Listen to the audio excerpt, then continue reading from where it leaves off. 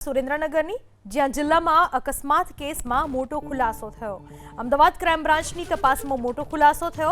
અકસ્માત નહીં પણ હત્યાના ષડયંત્રનો ક્રાઇમ બ્રાન્ચની તપાસમાં ખુલાસો થયો।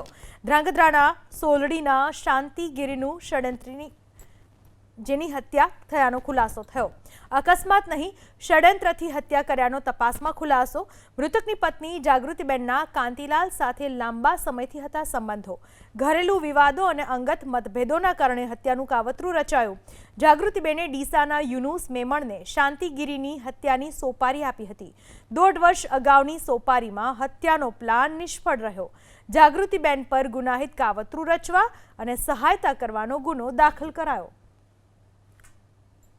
7 તારીખે જ્યારે આ બપોરે આવ્યો ઘરે 2 થી 2:30 વાગ્યાના અરસામાં, એ વખતે કાંતિલાલ ઉર્ફે ભરત અને જાગૃતિએ જે ઘરમાં જ રહેતા હતા, એક જ ઘરમાં રહેતા હતા, એટલે એમને સામાન્ય બાબતમાં થોડો ઝઘડો થયો। ઝઘડો થતાની સાથે જ અગાઉથી નક્કી કર્યા મુજબ એને પકડી અને ગળું દબાવવાનો પ્રયત્ન કર્યો, પણ શાંતિગીરીએ થોડો એનો બચાવ કરવાનો પ્રયત્ન કર્યો। એ અરસામાં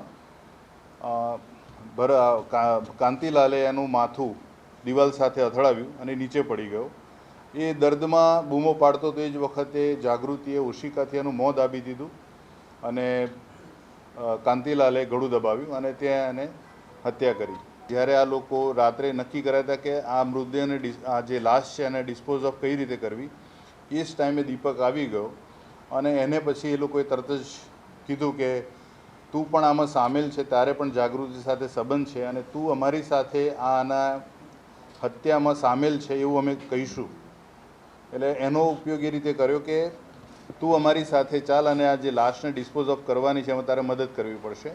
એટલે દીપક એ ડરના માર્યા અને જાગૃતિ પ્રત્યેનું એનું જે આકર્ષણ હતું એમાં એ સામેલ થયો।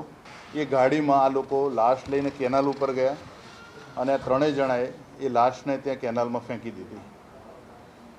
જે પોસ્ટમોર્ટમ રિપોર્ટ છે એમાં જે માથામાં થયેલી અને દિવાલથી થયેલી ઇન્જરી એ છે અને જ્યારે આને ઊંચો નહોતા કરી શકતા ત્યારે એને ઘસડી હતી એ લાશને, એટલે જે મરણ થયા પછીની ઈજાઓ રૂપે એની કોણીઓને વગેરે જે છોલાયેલું હતું એ પણ એનો ઉલ્લેખ છે।